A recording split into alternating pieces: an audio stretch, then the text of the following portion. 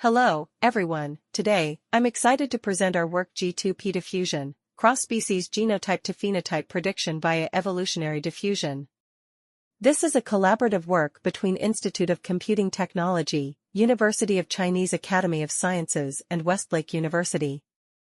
Understanding how genotype translates into phenotype remains one of the grand challenges in biology. It has profound implications for crop breeding, conservation biology, and personalized medicine. The flow of genetic information begins with DNA, which is transcribed into RNA, and then translated into proteins that perform the cell's executive functions. These molecular processes ultimately give rise to the observable phenotype, such as the height or color of an organism. However, this process doesn't occur in isolation. It's strongly influenced by the environment, which modulates gene expression and protein function. However, most existing genotype-to-phenotype prediction models suffer from two major limitations. First, they are species-specific, trained on narrow domains, and cannot generalize across taxa. Second, they require expensive phenotype labeling, which is extremely time-consuming and difficult to scale. To break through the limitation induced by high-dimensional phenotype space, we suggest taking images as phenotypic proxies and formulating the genotype-to-phenotype prediction problem as conditional image generation. By learning from millions of DNA image pairs across diverse taxa, our framework facilitates efficient and scalable cross-species genotype-to-phenotype prediction. We propose the first genotype-to-phenotype diffusion model, G2PDiffusion, that generates morphological images from DNA considering two evolutionary signals, i.e. multiple sequence alignments, MSA, and environmental contexts.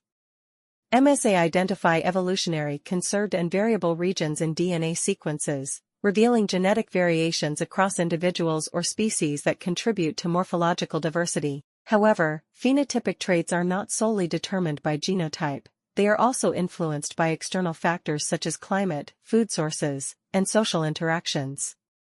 Considering these influences, we take latitude and longitude as environmental factors. Both MSA and environmental contexts are regarded as evolutionary signals, enhancing the accuracy and realism of phenotype prediction. G2PDiffusion contains three novel components: a MSA retrieval engine, an environment-aware MSA conditioner, and a dynamic genotype-phenotype aligner. Firstly, the MSA engine retrieves DNA alignments from an external database to identify evolutionarily conserved and variable sequence regions. Secondly, the retrieved MSA and environmental contexts are fed into a conditional encoder, which leverages novel MSA attention modules to capture genotype environment (GXE) interactions. Then, we build a diffusion model conditioned on the GXE representation to generate images capturing morphological features. During each denoising step, a dynamic phenomic alignment module is employed to refine phenotypic representations. To evaluate the effectiveness of G2PDiffusion, we conduct a series of experiments to answer the following research questions. Performance: Q1, could the model generate phenotypic images that match the DNA?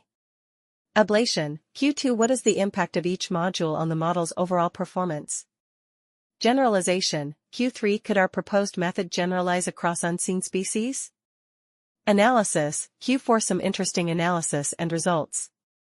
We used the Bioscan 5M dataset, the largest multimodal resource available for genotype-to-phenotype prediction. It contains over 5 million insect specimens with taxonomic labels, DNA barcode sequences, geographic coordinates, longitude and latitude, and phenotypic images. Since no direct baselines for genotype-to-phenotype image synthesis, we employ a comparative framework that adapts the leading conditional image generation methods to this specialized task. The baselines include GAN-based approaches such as DFGAN, diffusion-based methods like stable diffusion, and ControlNet. We also introduce new metrics for the genotype-to-phenotype prediction task. We first propose CLIBD score, which built on the pre-trained CLIBD model to measure the semantic similarity between the DNA and image. Then we compute the CLIBD score for all DNA image pairs in the training set, and the randomly shuffled pairs for comparison, as shown in the following figure. The minimal overlap between the two distributions indicates that true DNA image pairs are distinguishable from the random pairs. Building on this observation, we introduce an additional evaluation metric, success rate, which is based on the intersection line x equals x0 between the two distributions. We compare G2P diffusion with leading generative baselines, DFGAN, stable diffusion, and ControlNet. Quantitatively, G2P diffusion achieves the highest scores across all metrics. For example, in top 5 success rate, our model reaches 65.8%, outperforming stable diffusion's 36.6% and ControlNet's 39.1%. Qualitatively, G2P diffusion generates phenotypes that closely match real morphological patterns, capturing key traits such as body color, wing shape, and structural details. We further conducted ablations to assess the contribution of each component. Removing the environment-aware MSA conditioner or the dynamic alignment module causes a sharp drop in both CLIBD score and success rate, confirming their importance. Varying the number of retrieved MSA sequences shows that 1 to 2 homologous sequences yield the best results, providing strong evolutionary signals without introducing noise. In open-world generalization tests, where species labels are missing, our model still produces realistic, biologically consistent outputs, showing strong cross-species transfer capability. We also show interpretability analysis of G2P diffusion under different perturbations.